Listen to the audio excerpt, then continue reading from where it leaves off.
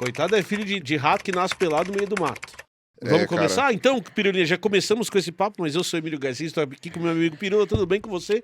Beijos para todos. Estamos nós dois no dia da gravação, porque esse vídeo vai mais pra frente. Camila está gravando Biologia em Meia Hora.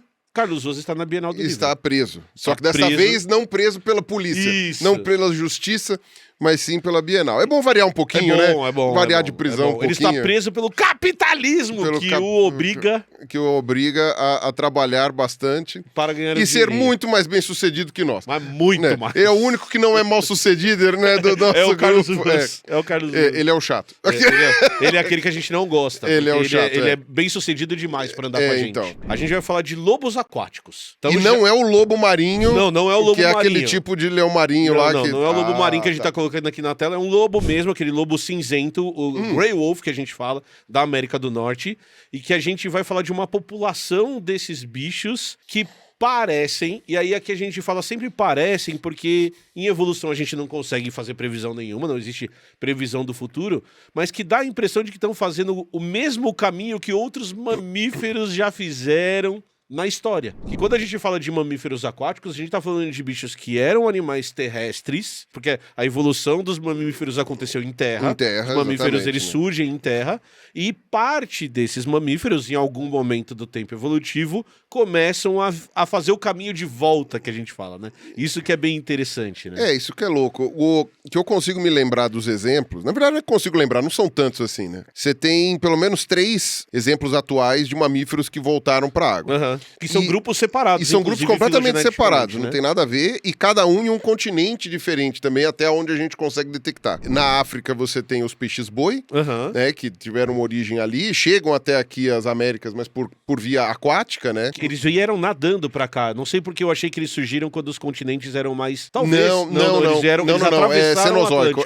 Cenozoico. Tá. O peixe-boi com perna, que a gente tem fóssil, ele já é do Cenozoico, ele já é depois do meteoro. Então, eles surgem provavelmente na África, né, os peixes-boi, e eles têm uma peculiaridade porque eles são herbívoros. São umas vacas marinhas mesmo, né, praticamente. É o único exemplo de mamífero que foi pra água herbívoro, é herbívoro. É verdade. Porque os outros 2 exemplos são carnívoros, né? Aliás, um tá no grupo das vacas, né? No grupo dos artiodátilos. É muito bizarro, né? Que vai dar origem aos cetáceos, né? As baleias. Os golfinhos. Tanto é que hoje a gente chama até de cetartiodátila, né? Porque você junta... Os artiodátilos, pra quem não sabe, são os mamíferos de casco par, casco dividido. Casco fendido. Né? Isso, que na Bíblia fala que pode comer ou não pode comer, não lembro agora. Que, enfim, são basicamente os grupos dos bovinos, né? Cervoide, os porcos, girafa e hipopótamo. E camelo.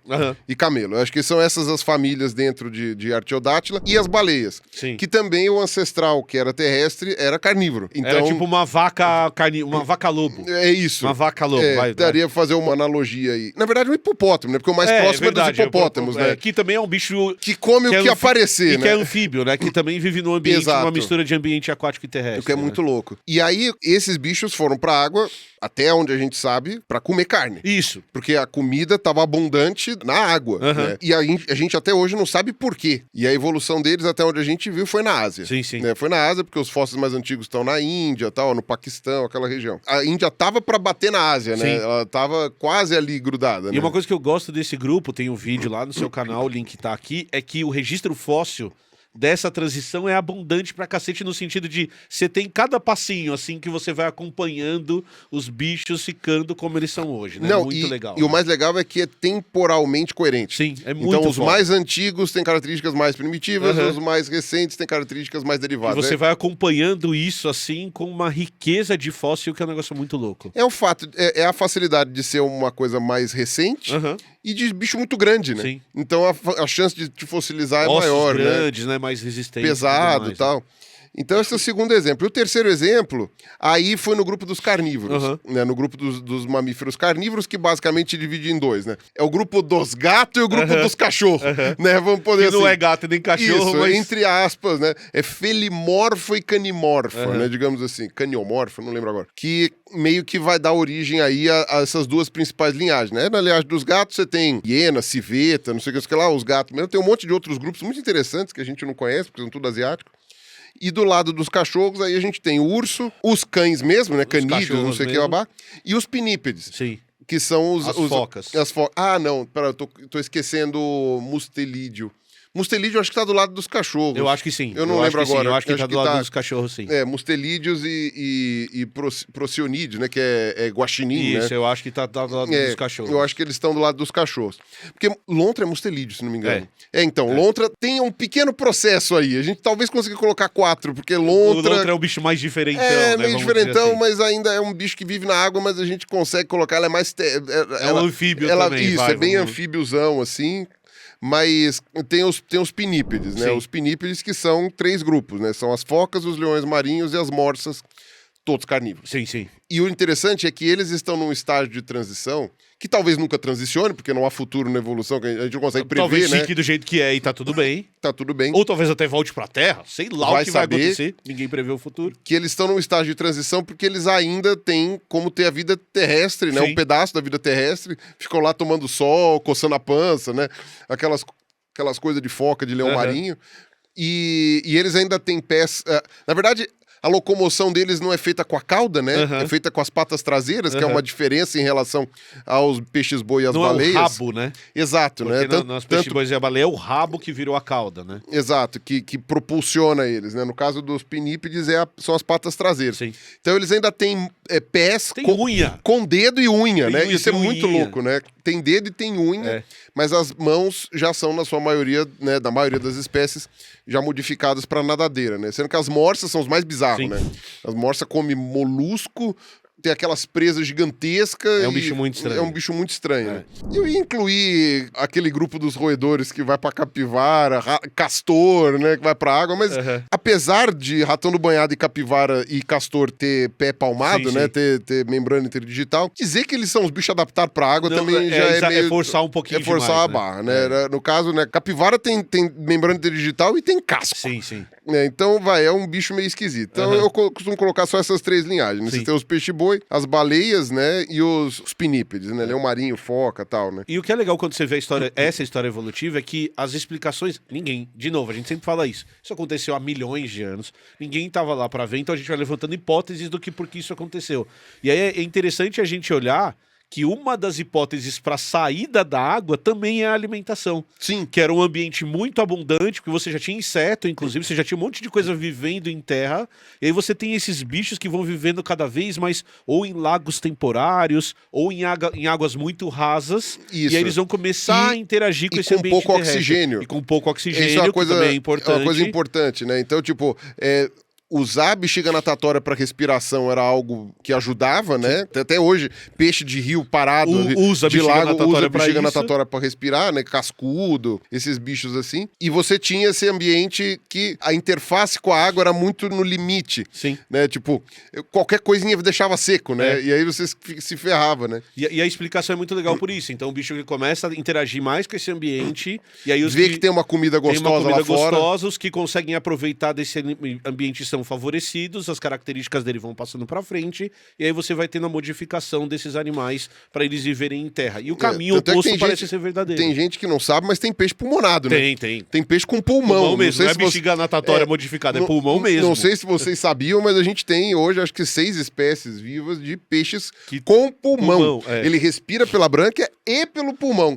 E ele tem que respirar pelos dois, né? Porque senão não funciona. Se um parar, fudeu. Exato, é muito louco. Tem que compensar pelos dois. E por que ele tá contando toda essa história? Porque os caras descobriram no Canadá, na British Columbia, na Colômbia Britânica, um grupo de lobos que são semiaquáticos, vamos dizer assim. Eles são meio que anfíbios. E o que é mais legal desses bichos é que a alimentação dele é uma alimentação primariamente aquática. 80% da dieta desses bichos é constituída de animais que vivem em água. Esses bichos caçam salmão, por exemplo. Cara, isso deve ser dificílimo. Dificílimo, é muito louco. E aí, o que os caras começaram a perceber? Eles foram estudar a ecologia desses bichos e eles têm uma taxa de sucesso de caça gigantesca, de 40%. O que na natureza é um negócio absurdo de sucesso de caça. Então são bichos muito especializados, isso mostra uma especialização. Porque você tem que É que mergulhar. você tem que mergulhar, você tem que pegar o bicho, você tem que saber onde o bicho vai estar, você tem que ter uma estratégia Então de ele caça não nada pra cachorrinho. isso. Não, ele nada lobinho. Ele nada, Ele nada lobinho. Porque tem que afundar, né? Tem que Uma hora vai afundar, ter não que tem afundar. jeito. Ou tem aquelas áreas que o salmão tá subindo o rio, você tem que saber, igual o urso Igual o calça. urso faz, Que você sabe que tá raso, que a água tá ali, que o peixe vai passar e você vai pegar. E o urso pega no tapa, né? O urso dá Ele vai lá dar um tapão, tapão e tira o peixe da água. Mas o que eles viram é que o lobo pega na boca mesmo, ele consegue pegar. E o que é interessante desse grupo de lobos é que aí os caras foram fazer uma análise genética dessa população e eles perceberam que geneticamente essa população é diferente, então seria uma subespécie do lobo do continente. E aí eles têm mas é uma ilha? Não é uma ilha. Não, da parte de dentro, da parte de dentro do continente. Não é um bicho insular. Entendi. É o bicho que vive perto do rio e perto do litoral em relação ao bicho que vive dentro do continente. E aí eles fizeram análise genética dessas populações e eles perceberam que são dois grupos que estão se isolando geneticamente. O Entendi. comportamento dos grupos parece que está fazendo um isolamento que eles... Ainda que anatomicamente Eles são uma estejam subespécie, iguais. eles são muito Sim. parecidos ainda hoje. A diferença genética também não é suficiente para você falar isso é um lobo, isso é outro lobo, mas são subespécies diferentes. Isso pode ser explicado por gargalo, não? Gargalo genético? Pode ser Tipo explicado por gargalo. efeito fundador, uma Pode população ser. muito pequena, E ficou isolada ali. Os ecólogos eles discutem, os evolucionistas eles discutem duas possíveis origens evolutivas para isso. Uma diferença comportamental. Então, uma parte começou a se comportar de um jeito, outra parte começou a se comportar de outro, isso gerou um certo isolamento comportamental, mas a hipótese mais aceita... Ou seja, aproveitariam a comida ali e falaram, essa Isso. comida tá vacilando aí. Vou comer aqui, vou comer aqui. isso. Porque é um trabalhão, né? E aí- Pra você que é um animal terrestre, Cara, é que, outro que mundo. corre muito bem, ficar entrando na água, né? É outra realidade. Cara, se labrador não faz isso, o labrador foi selecionado pra entrar na isso, água. e não fica na água, porque não é um negócio... Não fica... Não caça na Não água, caça né? na água. E aí, isso é uma hipótese, mas a hipótese mais aceita hoje é aquela hipótese dos hotspots, que aí gera isso que você falou. Então, na última glaciação, provavelmente, esses bichos eles ficaram meio que isolados em populações diferentes. Quando a geleira começa a recuar, parte disso vai dar origem a um conjunto de lobos e parte disso vai dar origem a outro conjunto de lobos, porque eles ficaram em ilhas, vamos dizer assim, não Sim. congeladas diferentes, e aí esse efeito fundador que você falou gera essa diferença genética entre essas populações. E aí, no caso, eles teriam começado a comer frutos do mar por falta de comida. Provavelmente sim. E aí é a mesma história da volta para a água dos mamíferos. Pô, tem aquela comida ali, tem pouca comida onde a gente tá, e aí os que começaram a caçar ali, eles se especializaram Então é interessante, naquilo. porque aí seria uma hipótese oportunista, digamos Isso. assim, e a hipótese do não tem tu, vai tu mesmo, né? A Exato. hipótese da falta de opção, né? Tipo, E aí eles vão se especializando, inclusive com algumas características de que esse lobo, ele aparentemente nada melhor que os outros lobos que estão mais pro continente. Então você já começa a ter algumas características, talvez, anatômicas que favoreçam esse comportamento que a gente está vendo. Então é um bicho que nada mais e aparentemente nada melhor do que seus equivalentes mais pro centro do continente. olha que louco, né? Você tem aí, então, como eu falei, peixe-boi é uma bizarrice, mas se você for olhar todos os outros grupos que eu falei, são bichos carnívoros. São. Vão pra água pra pescar mesmo, Sim. pra comer carne. E aí você pode até incluir as lontras também, né? E tem características muito loucas, né? Então, por exemplo, os bichos mais antigos da linhagem das baleias, tinham um focinho comprido e uma dentição de carnívoro, assim, não sei o que é uma coisa que os lobos têm, né? Parece um lobo, né? Vamos Exato, dizer assim. né? Era um lobo com as pernas atarracadas e casco, né? Isso é uma coisa muito louca, né? Porque você vê os pés de casco virando nadadeira. E isso aconteceu em todas as linhagens. Então você pode imaginar o que pode acontecer com esses lobos se eles continuarem. Aquela mãozinha de cachorro. Cachorrinho. Primeira coisa, alongar dedo. E não é que isso acontece lamarquismo, né? Tipo, Não. o cachorro vai alongando o dedo e fala, olha, tá ficando O maior. cachorro pra nadar estica os dedinhos. Ele, tá ficando maior. Não é assim. É que assim, essa genética, ela tá disponível. E tem variação dentro dos lobos, né? Você já tem lobo Sim. que tem o dedo um pouquinho mais comprido. Se ele nadar melhor e isso conferir uma vantagem, essa característica vai ser selecionada, né? E aí ele vai ter mais Vai filhotes, ter mais né? filhotes que vão ter dedinhos mais compridos e assim por diante. E os que têm pelo mais curto, provavelmente... Geralmente provavelmente, né, se não for um lugar muito frio, eles vão Uhum. ser selecionados para sobreviver, porque o pelo ele é um atrito na água, né? Então ele diminui a natação. Os que acumulam mais gordura, os que têm uma camadinha de gordura maior Os também. que acumulam mais gordura, a gente sabe que tem diferença individual nisso também. Talvez patas mais curtas, Sim. porque aí é melhor para nadar e... Mesma coisa dos pelos, não fica aquela perna Exatamente. penduradona. E pior para andar na terra. Sim.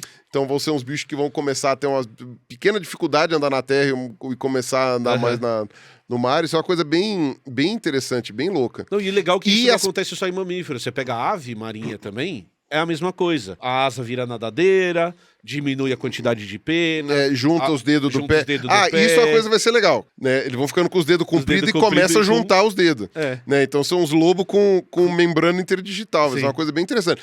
E se você pegar uma foca, ela já é um cachorro que nada, né? Então, Ela já é um tem cara cachorrão, de cachorro. né? Isso. Já tem cara de cachorro. É super bonitinho, né? Eu sigo perfis no Instagram de foca, Aham. que eu acho um barato, né? Eu Não, acho os bichos são incríveis. Os bichos são muito divertidos, assim. Sim. Eu me divirto vendo as focas interagindo, assim, e tal. E, cara, é muito legal tentar postular aí esse futuro, né? Caso essa população não seja extinta, caso ela Isso, continue ali e talvez, assim, isolada. por que a gente fala que não dá pra prever? Pô, Emílio, mas você vive falando que não dá pra prever e vocês meio que estão fazendo uma previsão. Gente, porque se diminui a quantidade de salmão, os bichos podem ir pra um outro caminho. A gente não consegue prever porque a gente não consegue prever o que vai acontecer com os filtros ambientais que funcionam como pressões evolutivas. Então, é impossível por isso. Mas se continuar nesse caminho, essas alterações são alterações possíveis que a gente já viu acontecer em outros grupos. Né? Outra coisa, se o gargalo genético começar a gerar aquele problema de muita similitude genética, Isso. em que você tem uma variabilidade muito pequena, e aí se acontece uma doença, alguma coisa assim, Desaparece todo mundo. a população ela fica insustentável, né? Ela vai acumulando problemas genéticos e a fertilidade vai diminuindo e acaba sumindo a população. Tem várias coisas que podem impedir esses lobos de irem nesse caminho. irem que a gente nesse tá caminho falando. evolutivo. É, uma né? coisa que é interessante desse exercício que a gente está fazendo é que é assim que modelos funcionam. Então, como você faz? Você olha para dados do passado. Aí você vai ver, nesse caso aconteceu isso, nesse caso aconteceu isso, nesse caso aconteceu isso. E aí você consegue, a partir disso, calcular probabilidades. Então tá. Então, ou traçar possíveis caminhos. Então, se continuar desse jeito, uma possibilidade de caminho é essa. Se continuar do outro jeito, uma possibilidade de caminho é essa. E que quanto mais a gente tem ferramentas e dados para alimentar isso, mais correta fica a nossa previsão. E aí é importante a gente lembrar do patrocinador da live de hoje, que é a Alura, que pode ajudar a gente a fazer análise de dados como essas, a escrever programas, a aprender sobre data science, por exemplo, para a gente conseguir fazer esse tipo de proposta de análise de dados. Né? Você tem que lidar com uma quantidade de dados que é muito grande, né? O nosso cérebro não tem a capacidade de entender isso, que computador, se tem uma coisa que o computador faz bem é conta. Então, quanto mais a gente aprender a interagir com essas ferramentas, quanto mais a gente aprender como essas ferramentas funcionam, mais fácil fica a gente fazer esse tipo de previsão. Então, se você está afim de aprender sobre programação, sobre front-end, back-end, com 15% de desconto na sua matrícula, clica no link que está aqui embaixo. Mas clica, porque a gente tem que mostrar para a Alura que a nossa comunidade é forte e que eles têm que continuar apoiando 3 elementos que vocês estão interessados em aprender e vocês confiam no nosso trabalho. Under the video. Clica aqui, clica no link que tá na descrição também. Gente, tô invadindo o vídeo aqui que você tá assistindo para te lembrar que a Black Friday tá chegando e a Alura tá preparando promoções extremamente especiais para você. Então aquilo que a gente já dá desconto vai ficar ainda melhor com coisas muito específicas para um grupo VIP de pessoas. Very important people vão receber essas coisas antes. E como que você pode se transformar uma very important people? Clicando no link que tá aqui embaixo, você vai preencher um formuláriozinho, vai colocar o seu e-mail e você vai receber essas promoções antes de todo mundo. E além de receber antes, você vai receber promoções exclusivas só para quem tá na lista VIP. Então clica no link aqui ou entra no alura.tv/os3elementos, /lista, -VIP, -24 e você vai ter acesso antecipado e a coisas exclusivas aqui embaixo. Mas voltando ao trabalho, uma outra coisa que é uma coisa bem legal que os caras perceberam e que a gente tem dificuldade de entender é que esses bichos eles são muito mais espertos do que a gente imagina. Então eles começaram a achar algumas carcaças de salmão que foram claramente mordidas por lobo, então você vê a marquinha do dente, então você sabe que não foi urso, foi lobo, que os peixes não estavam inteiros comidos. Então você chegava lá, só tinha a cabeça do peixe comida. Você chegava lá, a barriga estava aberta e só tinha comido as ovas do peixe. E aí é muito legal, porque os pesquisadores já tinham visto um comportamento parecido com o urso. Então que às vezes o urso pegava o salmão e não comia o salmão inteiro.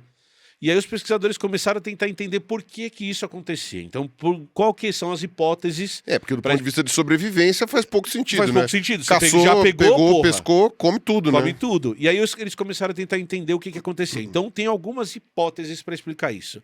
A primeira hipótese é uma coisa que a gente vê com o leão, que é uma questão nutricional mesmo. Tem parte do bicho que vale mais a pena do que comer do que outras. Então, por exemplo, é muito comum na savana africana, quando você mata uma zebra, as vísceras são muito ricas em nutrientes. Então, os bichos que têm preferência no bando, eles vão comer as vísceras primeiro. E aí, quanto menos importante você for no bando, mais resto vai sobrando para você. Você come coisas que são energeticamente piores. Dá menos trabalho para morder também, muito né? mais molinho. Do que... Coxa, perna, pô, tem osso ali no meio, você vai ter que arrancar a energia que você gasta. Tripa, você puxa, corta, já... E já era. Então é nutricionalmente bom e fácil de comer. A segunda hipótese que os caras têm é sobre doenças. Então olha que interessante. Tem alguns trabalhos que mostram que os bichos são capazes de perceber quando o peixe está contaminado com tênia. Uma tênia específica desse ciclo. Então, que não comer as vísceras do peixe seria bom, porque daí você não ficaria doente. Então, que Caramba, talvez... os bichos espertos, hein? Os bichos são espertos. Então, assim, de novo, ninguém tá na cabeça do lobo para saber, mas isso é uma hipótese que foi levantada porque daí ele evita a contaminação por tênia quando você não come as vísceras dele. E isso me lembra um cachorro que eu conhecia que... A dona dele dava o remédio embrulhado no bacon e ele conseguia comer o bacon sem encostar no remédio. Então isso me lembra isso também, né? Estamos falando de cachorros aí, de canídeos. Cara, a gente pegava a meleca, pegava um pedaço de carne e enfiava o remédio, furava a carne e enfiava. Ela conseguia cuspir o remédio. Ela comia a carne e cuspia o remédio. Tirava o remédio e não comia. Era impressionante. Não entendi. Você tem que enfiar na goela abaixo, porque senão não come. Senão não vai tomar o remédio direito. Então uma das explicações, uma das possíveis, de novo, é uma hipótese. Eles têm que testar, daí você tem que ver se os peixes que não são comidos têm o verme e os que são comidos não têm. Aí trabalhão. É um trabalhão. Às vezes não pode atrapalhar os lobos, porque senão estraga todo. Isso, então não é fácil de comprovar essa hipótese, mas uma hipótese que se levanta é isso. Ele só come a cabeça, só come as ovas, porque o peixe está contaminado, então ele não vai se contaminar com a tênia, que é um comportamento muito especializado desses bichos. Né? E isso é uma coisa muito louca, né? Porque eu ia tirar sarro da ecologia, porque eu ia falar assim, o azar de vocês tem que ficar trabalhando com esse negócio de comportamento. O que o bicho faz, né? Não, e tipo assim, não, se a gente fizer a medição daqui, o lobo tá vendo a gente, aí a gente atrapalhou no experimento. Aí não sei o quê, aí você tem que ficar lá embaixo, no meio dos mosquitos lá, fazendo aquelas coisas lá. Falei, eu trabalho com anatomia, eu pego o esqueleto do bicho morto lá e já faz. Já resolveu o seu trabalho. Só que... tem o lance da anatomia funcional. Aí você mistura com ecologia. Em que você tem que saber da onde veio aquela anatomia. Claro. E nunca que eu saberia que, às vezes, a diferença anatômica de uma população para outra tem a ver com comportamento. Provavelmente. Só daria para saber filmando, ou vendo, fazendo não sei o quê, né? Fazendo aquela avaliação in loco, né? Com os bichos vivos. É uma história que você contou, por exemplo, que a gente consegue perceber com humanos.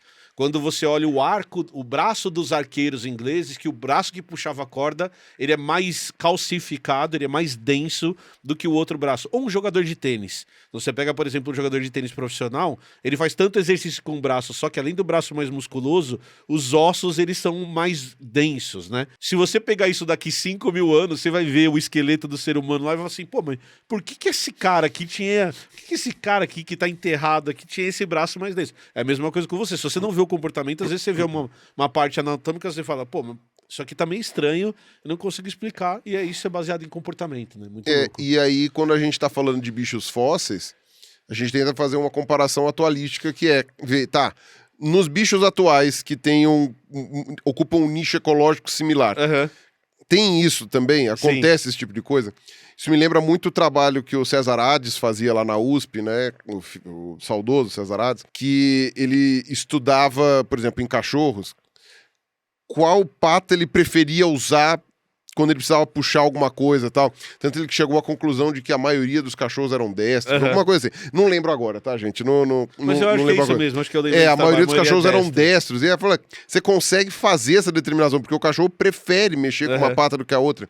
E se nós temos diferença de força nos braços por causa da destreza, eu fico imaginando que isso também se reflita na anatomia em outras situações, dependendo do comportamento. É possível que esses lobos, por exemplo, se eles tiverem que fazer imersão, que eles consigam prender a respiração melhor. É possível, é uma possibilidade mesmo. Então, isso que é muito legal, assim, a gente tá vendo um fenômeno de mais um carnívoro, voltando àquilo que você tinha falado no começo, que aparentemente não era um bicho que interagia também com ambientes aquáticos. Então você vê lobos em outros lugares mais pro meio do continente, eles entrando na água, oportunisticamente comendo um peixe aqui e outro ali, mas isso ele entra na água para atravessar. Entra na água para atravessar, tem um peixe bobeando ali, ele vai comer, mas não faz parte da dieta do bicho. Não é o confortável. Não é o confortável. E aí você vê um grupo da mesma espécie, que hoje tá surgindo como uma subespécie, que 80% da dieta do bicho é peixe, cara, é bicho de água. Você vê o bicho interagindo com coisas que outros animais não interagem. E enxergar isso acontecendo,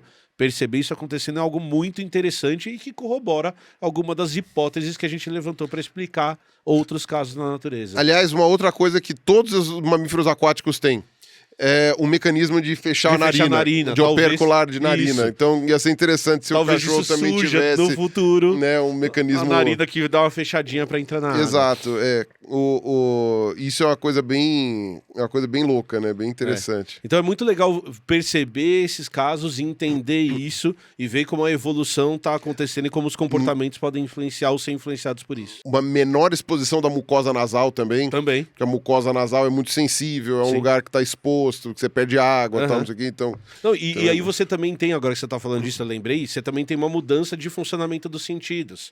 Por quê? Porque é um bicho que vai usar menos o olfato e vai usar outros sentidos. Então, isso é comum, por exemplo, em baleia, é comum em outros animais.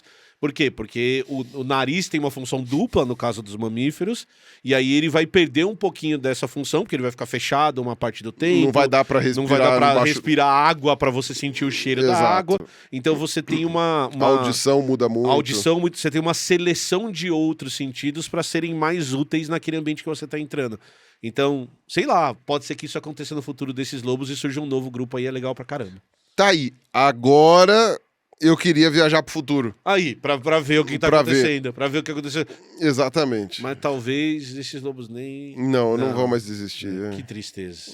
É isso. Gostou da história? Muito. Legal, Estou surpreso. Legal, né? Estou muito surpreso. Muito surpreso. Bom demais. E impressionado com as pessoas que ficaram lá olhando pra chegar a essa conclusão. E outra coisa, Pirula, como que você faz pra saber o que o lobo comeu? Mexe no cocô do lobo. Tem que mexer na bosta do lobo. É assim. Gente, trabalho com dieta de bicho, 99% das vezes envolve... Analisar cocô. Analisar cocô. Você pegar o cocô lá, ficar procurando os pedacinhos, os ossinhos, os restinhos do que ele comeu, pra saber o que ele comeu. E isso é que é aquela coisa, né, cara? Que trabalheira. Nossa senhora. Que trabalheira, mano. É que vocês não imaginam o que é fazer uns troços Cara, a gente trabalhava com passarinho. Pegava o passarinho na rede de neblina, que é uma rede especial pra pegar passarinho, tem umas bolsas assim.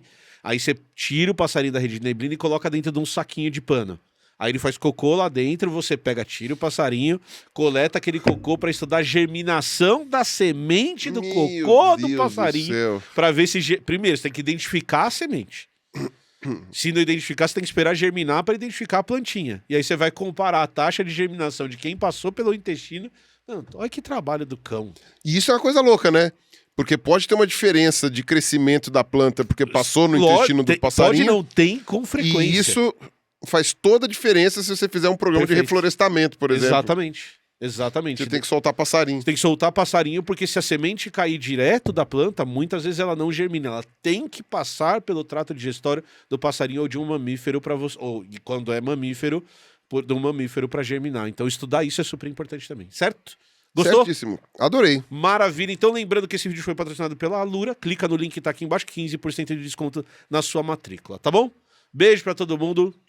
Falou, valeu e... beijo do gordo. Tchau.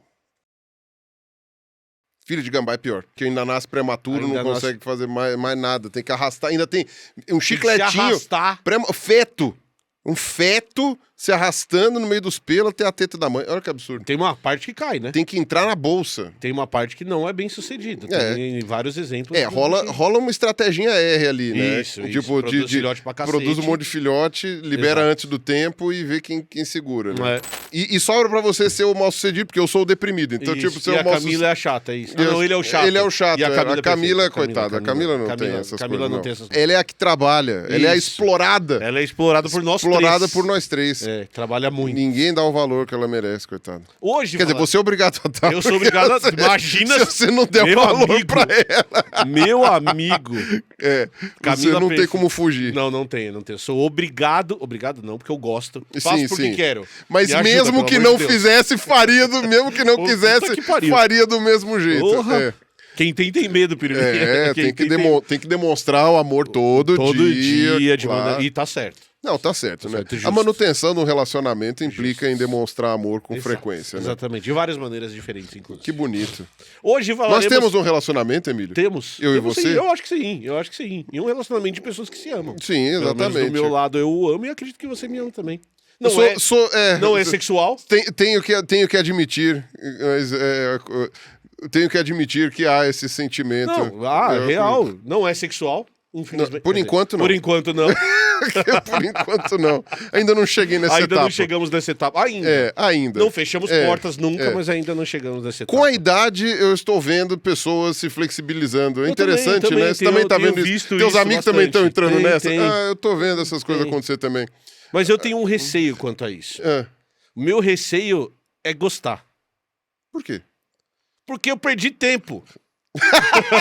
Perdeu chance. Perdi oportunidade. Chance, né? Olha só que Meu receio não é não gostar. Meu receio é gostar. Puta que pariu, aquela chance aquela oportunidade que eu tive lá no passado.